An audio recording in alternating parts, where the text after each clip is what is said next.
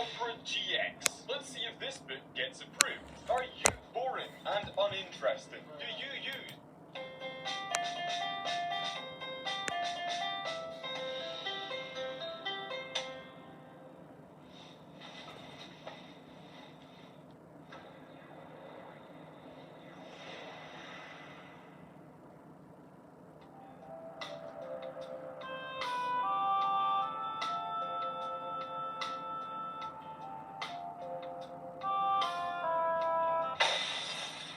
You broke my window! You gotta pay for that! Foolish mortal, you live in a world of my mind's own creation, and now your existence is forfeit. Fall to the earth and perish. FBI, open up! Let him up, boys!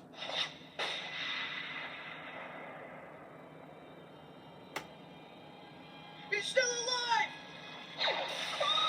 Hi, I'm Bryson, and today I want to talk about some of my dreams. Now, if you take a look inside my smooth brain, you will find Thinking Bryson and Feeling Bryson. Feeling Bryson is usually the one in charge because I'm an emotional boy. Also, I'm stupid. But when I go to sleep, the one in charge is Subconscious Bryson. He's the one that makes the dreams, and he's made a lot of them. I've had dreams where I fly, dreams that I cry, dreams where I'm a Jedi, and dreams where I die. So long, Bryson. I've also had a lot of dreams that I'm Spider-Man. But for this video, I'm gonna draw myself as my own Spider-Man that I created. I call it Spider-Ham. But Bryson, there's already a Spider-Ham, and he looks like this. Anyway, the Spider-Man dreams are always really cool. I get to swing around and just have fun. But a lot of times I'll have some kind of disadvantage in them. For example, in one of them, the webs shot out really slow. You'll never catch me, bad guy. Webs, go!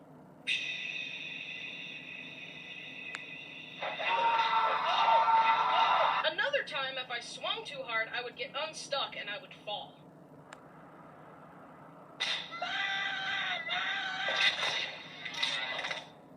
In another one, I couldn't calculate the arcs of my swings properly, meaning as I was swinging, I would hit the ground. In one of them, there was a swordfish who was about to get run over by a car, so I used my webs to save him. Anyways, web slinging is fun, but only when it works. Naturally, the next step from swinging dreams are flying dreams. I had one where I could fly really fast, but only if I held a jump rope for some reason. If I tried it without the jump rope, then... In this one Harry Potter dream, I was on top of a tall tower, and I asked the guy next to me, "Do you know how to fly?" Just mash. He was referring to mashing on a video game controller, like this.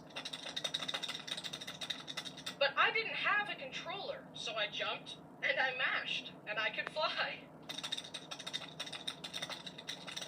In another dream, I was in a Pokemon game, and again, I could fly because, why not? But then this shady guy came up and said, "Feet on the ground, fast asleep." And for some reason, it made me come to the ground and fall asleep. And then he stole all my Pokemon and items. Anyways, I hate that guy. Also, I have a recurring one where if I wiggle my legs, I can float. It feels so normal in these dreams, like, yeah, I'm floating. So what? But then I get sad when I can't do it in real life. So, I've been talking about the dreams I enjoyed, but now we're moving on to the ones that stress me out.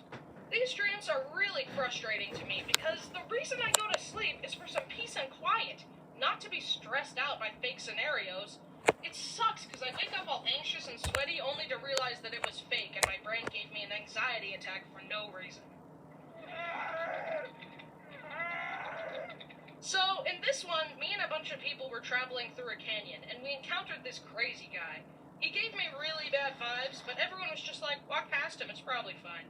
So I did, but then the guy lunged at me and pulled out a needle and said, Yeah, this here snake venom is gonna kill you dead. And he injected me with the snake venom, and I started freaking out. I'm gonna die! He injected me with venom! Ah! But everyone else was just like, it's fine, don't worry about it, you'll probably be okay.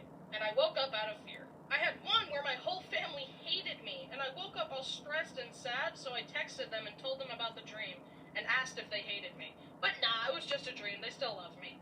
In another one, I was at home and a robber broke into my house. I started running away and screaming, trying to alert my family, but no matter how hard I tried, I couldn't scream loud enough.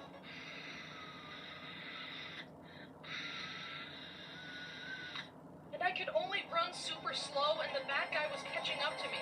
And then I woke up out of fear again. I had one dream where I fought the Grim Reaper with a spatula, and I won. That one was stressful, but I was victorious, so it's not that bad. He underestimated me and my spatula. In this one, I could waterbend, but as the dream went on, it got harder and harder to control the water. It wasn't working, and it was getting so frustrating, and then I woke up. Bryson, time to wake up! I don't want to get up because I was trying to do the water whip in my dream, and now I'm never going to be a master waterbender because you woke me up! What? Okay, now on to my miscellaneous dreams. We will start with a quote from me. Sleeping is just logging out of your body.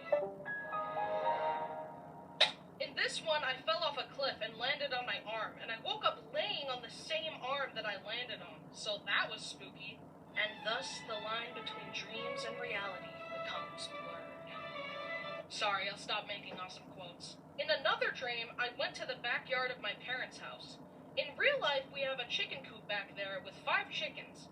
Penny, Goldie, Becky, Sunny, and Ham. I'll give you 4 guesses which one I named. But in the dream, there were more chickens. Little baby ones and fuzzy ones. Aww. But there was also a duck and a bunch of tortoises. I love animals, so this was a really fun dream. In fact, this was the dream that got me interested in tortoises. And then I visited a reptile place and met some tortoises there, and they recommended a good place to get pet tortoises. And now I have Scooter and Egg, my adorable pet rocks. I love them. I also had a dream where I accidentally stepped on Egg and hurt her. I woke up and cried, and I had to check on her, but it was just a dream. She's fine. When I was young, I had one where I dressed up in a magnet suit and jumped off my back deck, and the suit magnetized me all the way to the city, and I could use it to climb the metal skyscrapers. I had another Harry Potter one, and in it we would have wizard duels on trampolines. Shushful Calupus! Also, apparently I sleep talk? This one time I was in an old apartment that I lived in for college, right before I dropped out. I was asleep, and my roommate Parker was awake in his bed, and he heard me say, delish, so delish. So I guess I was just enjoying a fantastic meal in my sleep. I also die a lot in my dreams. When you think about it, sleep is kinda like a free trial of death. A taste of the sweet release. A chance for our astral bodies to fly free from these limiting meat suits, and taste of the comfort and bliss that the afterlife offers. But sooner or later, we all must wake up and ponder, what is the afterlife really like? Where do we go when we fall asleep? And where do we go when our time is up? What if when we die, we wake up and realize it was all just a dream? But we learned things in that dream. So what do we learn from our dreams within this dream? Anyway, you're welcome for the free existential crisis. That's all from me. Tune in next month for another wacky and silly Haminations video. Bye-bye!